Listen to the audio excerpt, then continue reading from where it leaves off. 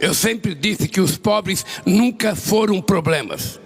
O pobre sempre será a solução quando você coloca o pobre dentro do orçamento do país. Mas se você esquece o pobre e você coloca todos os outros no orçamento, nunca vai sobrar dinheiro para cuidar das pessoas mais miseráveis.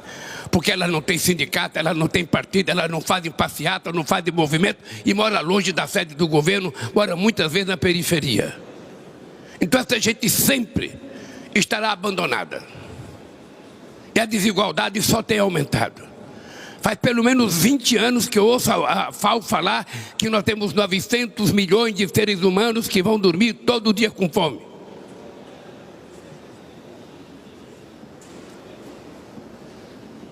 Como é que nós vamos resolver isso se nós não discutimos isso? E nós vamos fazer, no dia 12 de agosto, um grande encontro no estado do Pará, com todos os presidentes da América do Sul, que compõem toda a região da Amazônia, para que a gente possa formar uma proposta para levar para a COP28 nos Emirados Árabes. Certamente nós vamos querer conversar com o Sudão, com o Congo, certamente nós vamos conversar com a Indonésia, porque nós queremos compartilhar uma proposta única entre os países que ainda mantêm grandes florestas em pé. Nós queremos fazer disso um patrimônio, não apenas de preservação ambiental, mas um patrimônio econômico para ajudar os povos que moram na floresta. Nessa floresta brasileira nós temos 400 povos indígenas.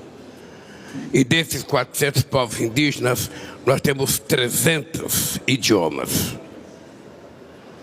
E nessa mesma região, nós enfrentamos muitas adversidades. Nós enfrentamos o garimpo, nós enfrentamos o crime organizado e nós enfrentamos muitas vezes pessoas de má fé que querem tentar fazer com que nessa floresta se plante soja, se plante milho, se crie gado, quando na verdade não é necessário fazer isso. Os empresários responsáveis sabem que é errado e sabem que isso vai causar um problema muito sério aos produtos que eles têm que vender para outros países. Essa é a primeira coisa que eu queria dizer para vocês. O Brasil é um país que tem uma matriz energética possivelmente da mais limpa do mundo. No campo do setor de energia elétrica, 87% da energia brasileira é renovável, contra 27% do restante do mundo.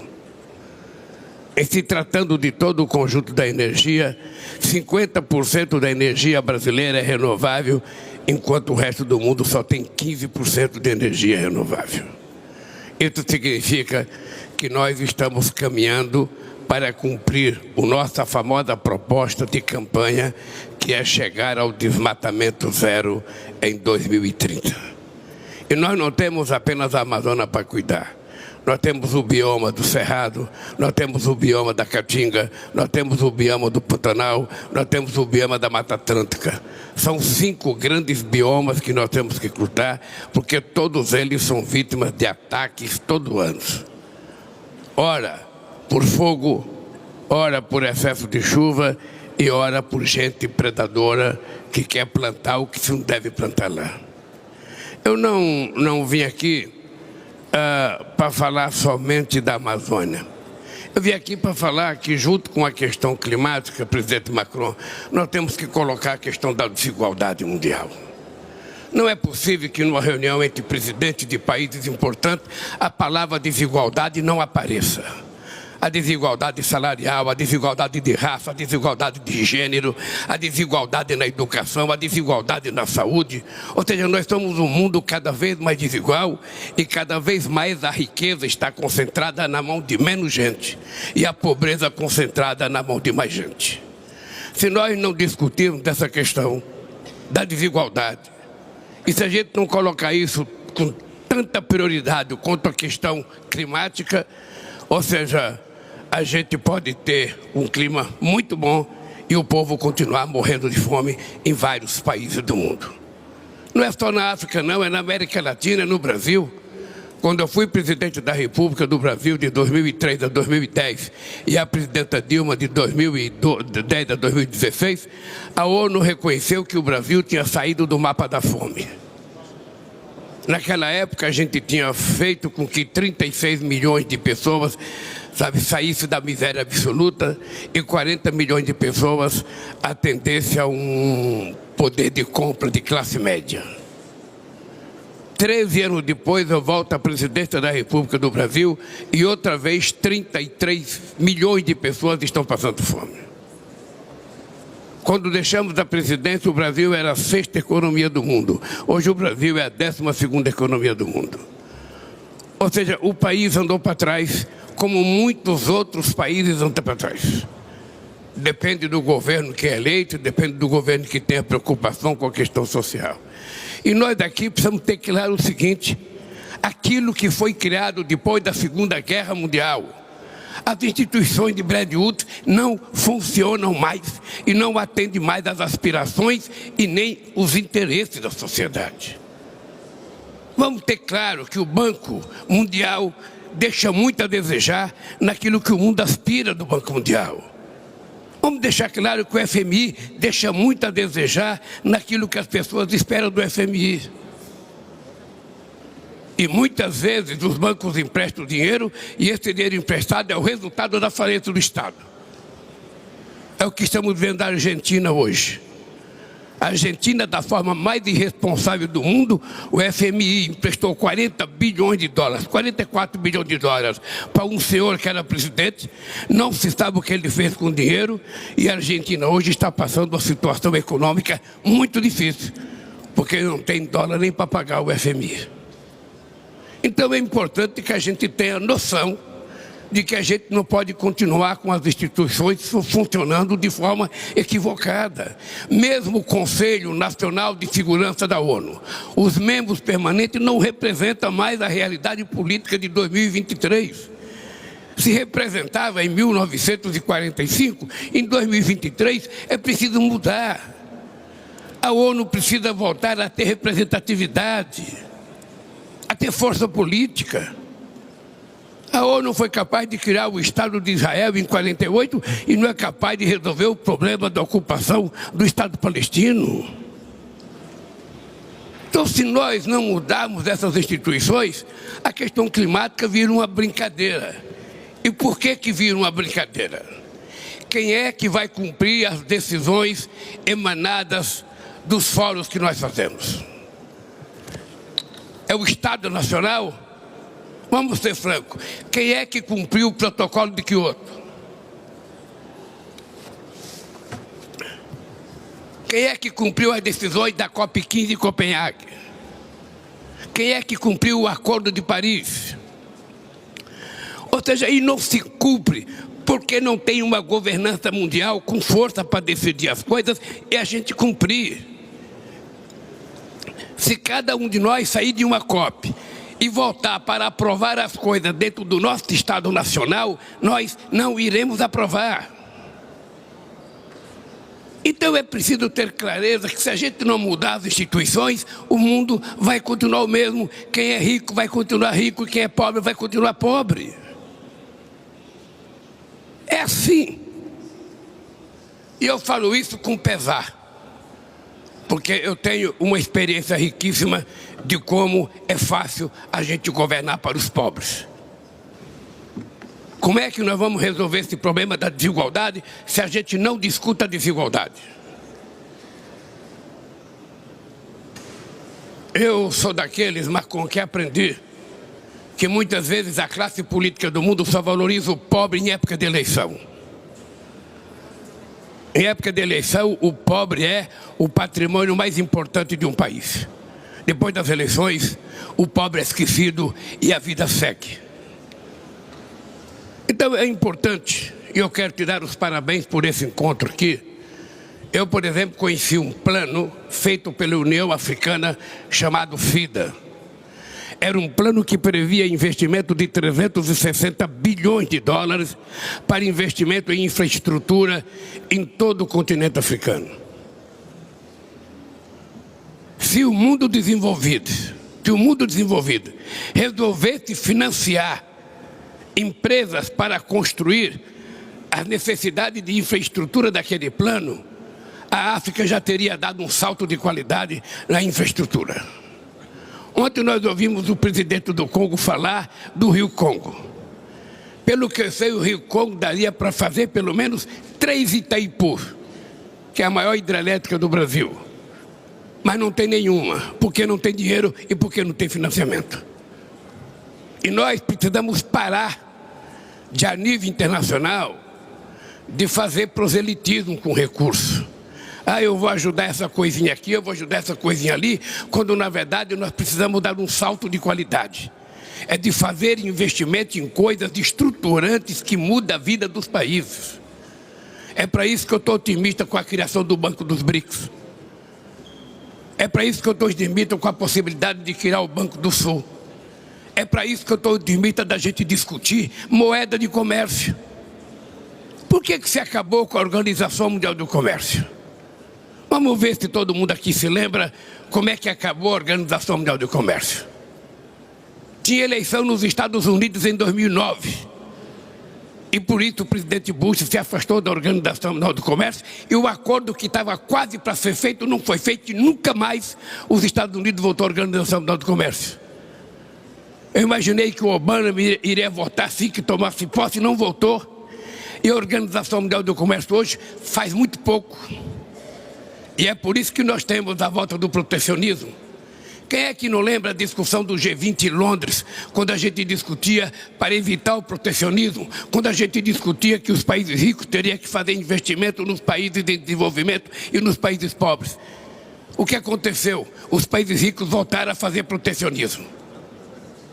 E nós estamos vendo a pobreza crescer em todos os continentes. Eu vou dar o exemplo do meu país.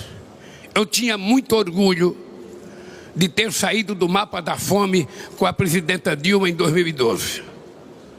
E tenho muita tristeza que voltei à presidência da República agora. O meu país estava pior do ponto de vista democrático, porque tinha um fascista governando o país. Estava pior do ponto de vista educacional, porque não tinha dinheiro investido nas universidades. Estava pior do ponto de vista social, porque não tinha política social. Estava pior do ponto de vista econômico. E nós agora temos que fazer tudo o que já tínhamos feito. Tudo que nós fizemos entre 2003 e 2016, nós vamos ter que refazer tudo para o país voltar a crescer. A única coisa que eu quero dizer para vocês nessa reunião é que a questão climática não é uma coisa secundária. E por isso o Brasil vai levar a cabo o controle do desmatamento. Por isso nós vamos colocar isso como uma questão de honra de até 2030 a gente acabar, com o desmatamento na Amazônia. O Brasil tem 30 milhões de hectares de terras degradadas, não precisa cortar uma árvore para plantar um pé de soja, um pé de milho ou criar um gado. É só recuperar as terras degradadas. E aí nós precisamos tratar dos acordos internacionais, dos acordos comerciais. Os acordos comerciais têm que ser mais justos. Eu estou doido para fazer um acordo com a União Europeia. Mas não é possível, a carta adicional que foi feita pela União Europeia não permite que se faça um acordo. É preciso, nós vamos fazer a resposta. E vamos mandar a resposta, mas é preciso que a gente comece a discutir. Não é possível que nós temos uma parceria estratégica e haja uma carta adicional fazendo ameaça a um parceiro estratégico. Como é que a gente vai resolver isso? Eu, se pudesse, ia pegar o chanceler alemão, ia levá-lo para ser ministro de Minas e Energia no meu país, para ele poder transformar todos os nossos minérios em produtos, para exportar produtos acabados e não apenas minério. Foi a melhor coisa que eu vi aqui ontem no jantar e hoje aqui nessa reunião. Porque é verdade. É verdade, nós somos exportadores de matéria-prima e não ficamos com o resultado daquilo que nós produzimos. Em muitos lugares do mundo, as empresas que retiram o minério sequer reflorestam a floresta. deixo um buraco e vou embora. Então, eu quero dizer para vocês que eu votei depois de 3 anos da presidência da República. Todo mundo sabe que eu tenho 77 anos de idade. Mas a minha vontade de fazer as coisas é como se eu tivesse 30 anos de idade. E vou entregar, meu caro Olavo Schutz, vou entregar. Em 2030, vou convidar vocês para ir na Amazônia, sabe, com desmatamento zero. E outra vez, vamos acabar com a fome. A Dilma sabe o que nós fizemos para acabar com a fome. Ela agora é presidenta do Banco dos BRICS, ela agora pode preparar lá a caneta para assinar os empréstimos para o Brasil e para outros países mais pobres, porque nós vamos fazer a diferença. E tem gente que se assusta quando eu falo que é preciso criar novas moedas para a gente fazer comércio. Eu não sei por que Brasil e Argentina têm que fazer comércio em dólar. Por que a gente não pode fazer nas nossas moedas? Eu não sei porque Brasil e China não podem fazer nas nossas moedas. Por que eu tenho que comprar dólar? Então essa é uma discussão que está na minha pauta. E se depender de mim, ela vai acontecer na reunião dos BRICS, que será em setembro. E vai acontecer também na reunião do G20, porque nós vamos precisar colocar mais companheiros africanos para participar do G20, como vocês estão fazendo no G7. Ou seja, esses fóruns não podem ser um grupo de luxo, a elite política. Não, nós temos que chamar os desiguais, os diferentes, para que a gente possa atender à pluralidade dos problemas que o mundo tem. Todos nós temos como parâmetro o que aconteceu na União Europeia. Você sabe, Macron, que eu acho que a construção da União Europeia foi um patrimônio democrático da humanidade. Depois de 2 guerras mundiais, vocês conseguiram construir a União Europeia, conseguirem fazer um parlamento, conseguirem viver com divergência, mas discutindo as coisas democraticamente, é uma coisa que eu quero para a América do Sul. É uma coisa que eu acho que nós precisamos. A União Africana, ela está muito mais organizada do que nós na América Latina. Muito mais organizada. E nós queremos criar novos blocos para negociar com a União Europeia. E aí, me desculpe, Banco Mundial, FMI, nós precisamos rever o funcionamento. É preciso ter mais dinheiro, é preciso ter novas direções, mais gente participando da direção, porque não pode ser apenas os mesmos de 1945, 46, 47 e 48. Então, querido companheiro Macron, obrigado por essa reunião. E se prepare, que eu estou com mais vontade de brigar nesses próximos 3 anos que eu vou presidir o Brasil.